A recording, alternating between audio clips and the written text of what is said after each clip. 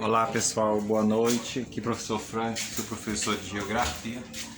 Na aula de hoje nós vamos estar falando sobre os climas do Brasil. Bem, então o clima é como a roupa que nós vestimos, né?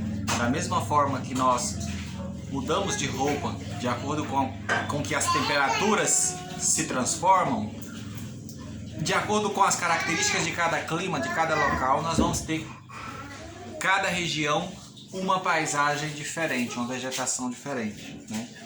Então nós temos no Brasil, na região norte, o clima equatorial, marcado pela localização geográfica sobre a região amazônica, sobre a região norte. O clima equatorial é marcado principalmente pelas elevadas temperaturas, então ao longo do ano você vai ter elevadas temperaturas com predominância ao longo desse tempo, e você vai ter intenso processo de chuvas ao longo de todo o ano. Ou seja, na região norte você terá uma região com grande oferta de chuvas. Mas professor, se lá é quente, por que chove tanto?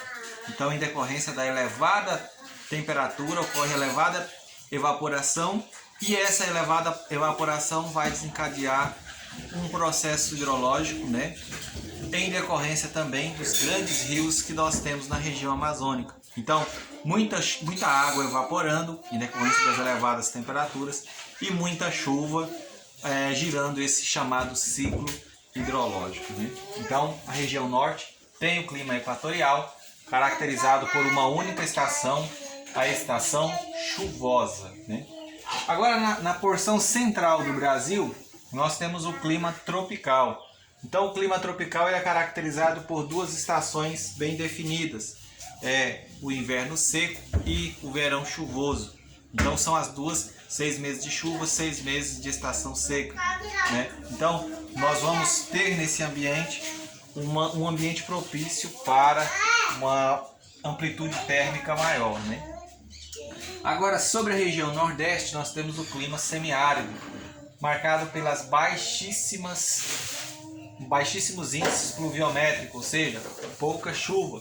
Então, a região do semiárido nordestino, nós temos solos férteis, mas em decorrência da baixa pluviosidade, esses solos não vão desenvolver o seu papel, que é o desenvolvimento da agricultura. Então, é a região do Brasil com maiores problemas econômicos, problemas sociais, né?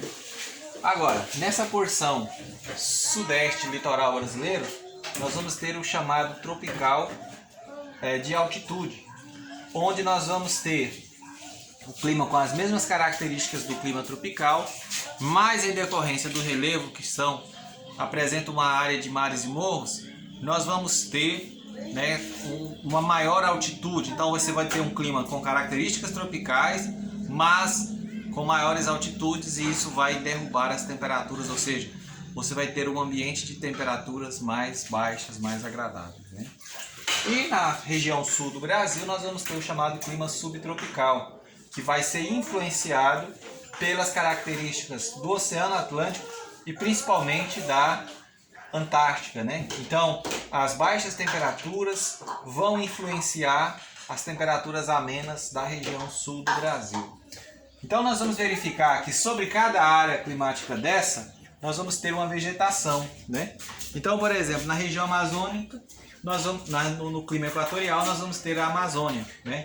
Uma grande floresta equatorial, onde nós vamos apresentar solos que vão receber uma intensa camada de fertilidade em decorrência do próprio processo de fertilização, deposição de sedimentos, né? Sobre a região do clima tropical, nós vamos ter o cerrado, solos mais antigos, solos velhos, desgastados, que sofreram intenso intemperismo, né? E esses solos, com a correção do solo, que foi uma medida que passou a ser adotada a partir da década de 70, esses solos passaram a se tornar solos agricultáveis, né? E temos a caatinga, né, localizada na região de clima semiárido. Então, qual que é o significado da palavra caatinga? Então, caatinga é a mesma coisa que pau amarelo na linguagem, né, tupi. Então, está mais relacionado as aparências da árvore do que com o cheiro. Não tem nada a ver com o cheiro emitido pela floresta.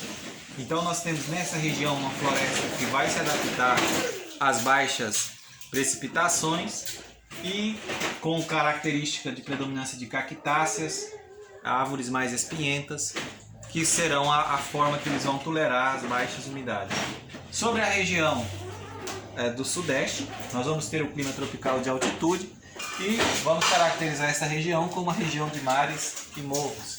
Então vamos ter influência da brisa marinha, das massas de ar que vão ser trazidas do Oceano Atlântico e o relevo íngreme, né? Um relevo mameluar da região sudeste.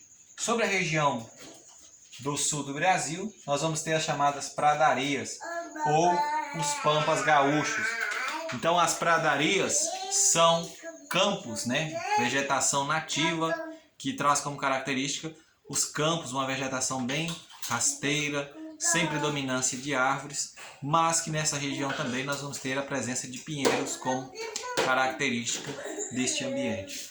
Então, o fator que vai possibilitar as chuvas na região sul do Brasil é a massa polar atlântica, que vai sair da Antártica e vai trazer umidade para a região sul do Brasil. É interessante que essa massa de ar é tão forte que ela chega nos meses de junho, ela chega até o estado de Goiás. Então ela entra aqui na região sul com umidade e quando ela chega aqui em Goiás, traz apenas frio.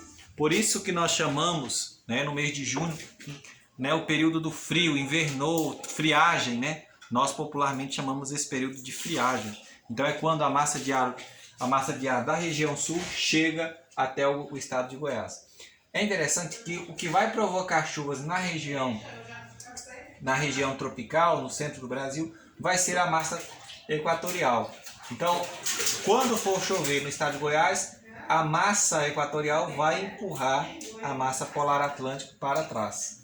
E aqui na região nordeste e no litoral, nós vamos ter influência da massa tropical atlântica, né? Então, nós vamos verificar que o clima do Brasil apresenta características bem definidas, mas vai ser marcado principalmente por estar em uma região intertropical, né?